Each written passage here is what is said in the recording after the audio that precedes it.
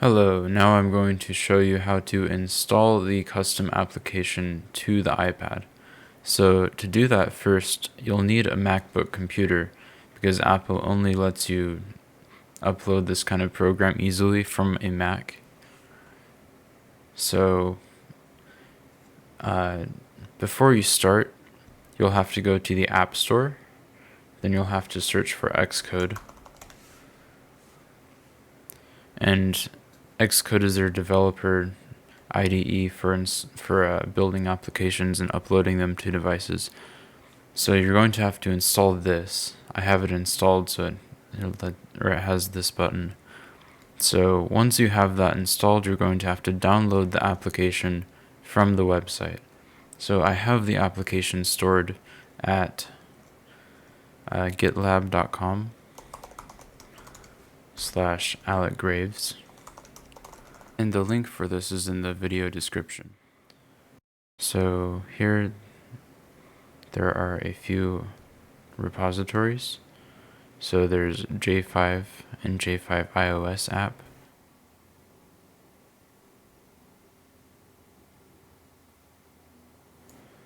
J5, this repository only contains the code for the Linux computer that processes all of the sensor data.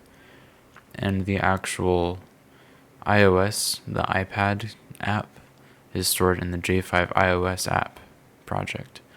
So you're going to have to go to that link, and to download it, you can click over here to download and just download a zip file. So I'm going to save it. Actually, yeah, so if you do open with, it'll automatically extract it for you. So I'm going to, now it's been extracted. So what I'm going to do is open Xcode. So if you click on applications and you have Xcode installed, you should be able to go here to Xcode.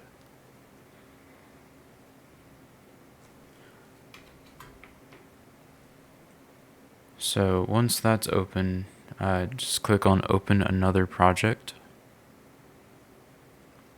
Go to your downloads folder where it was extracted to.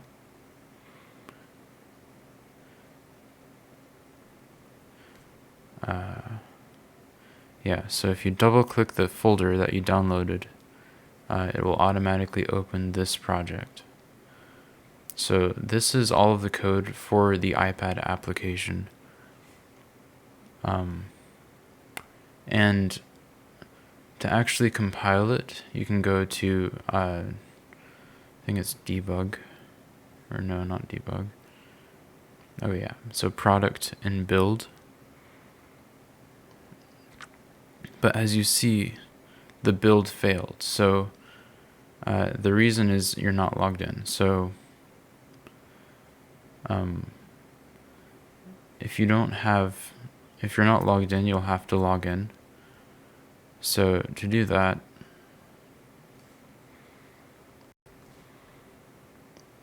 so to log into Xcode, click on this button, Xcode, Preferences, Accounts, and there will be something different here, but you'll just have to log in and it should fix the initial problem.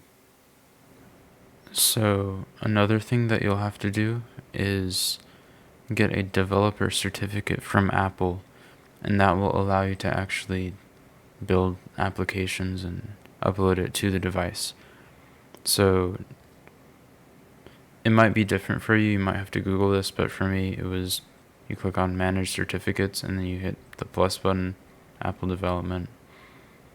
And yeah, well, I already have one, so it's not going to give me another one. But yeah, so once you have that, I'm gonna try to build and run the project again. So now it's actually progressing, as you can see.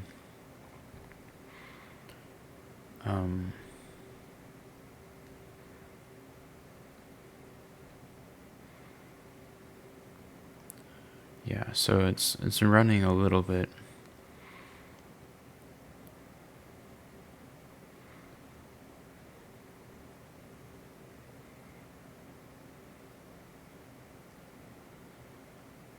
Okay, so building the application succeeded. So now if I click run, it's not going to be able to run because I don't have my my device connected. And this application, because it uses Bluetooth and a bunch of other tools by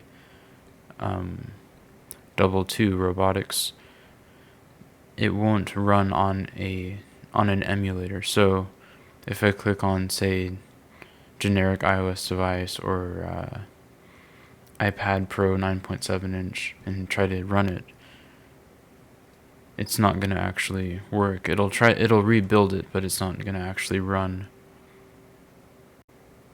Yeah, so see this, it's a failure in Objective-C class $$ double. That's one of the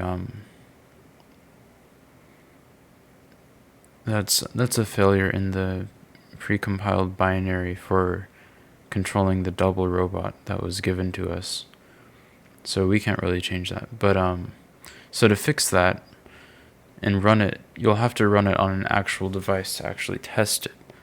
So what I'm going to do now is plug in my iPad, which it's a little bit older than the suggested one, but it still works. So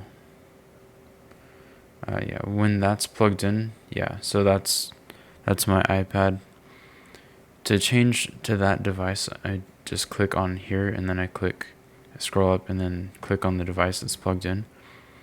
And then I'm going to try to press run. So because my device is different than the simulation and it can actually finish building,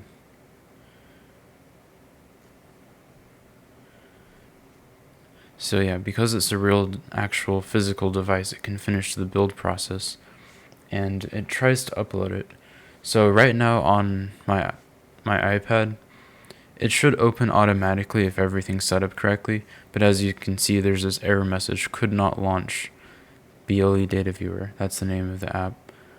The issue is that you need to trust that certificate in the device settings. So if I try to open the app manually, it's going to say untrusted developer. Go to your device management settings, blah blah blah. So to fix that, you go to settings, and then down here in general, which is one of the first ones from the top in that third section. So go to general, device management, and then select Apple development, blah blah blah, your account. Click on that and you press trust, and your device has to be connected, or the iPad has to be connected to a wireless network with internet in order for this to work, but you press trust. So now that that's trusted, and right next to the application name it says verified, you should be able to run it without an issue. So I'm just going to run it manually to show. So yeah, now that we've trusted it, we should be able to rebuild it and run on the iPad. And it should just pop up automatically on the iPad when you press run. So that's going to install it, and the application automatically popped up.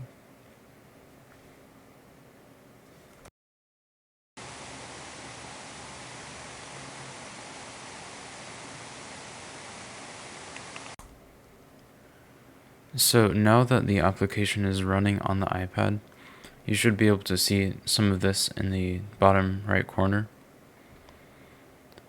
And it's just a bunch of debug output.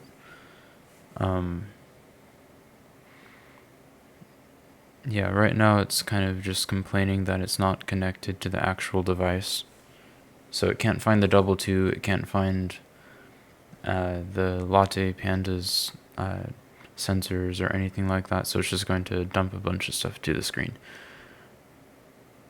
But if you had the Double 2 with Bluetooth connected to the iPad, and you had the sensor's computer on the correct Wi-Fi address, or on the same Wi-Fi network as the iPad with the same or with the correct IP address, then it'll start printing out, or it'll stop just dumping error messages to the screen, and it'll print out some limited information occasionally. So that covers the basics of how to install and run the J5 iOS application. The next couple of videos will be a complete code walkthrough, and I hope you found this useful. Thanks.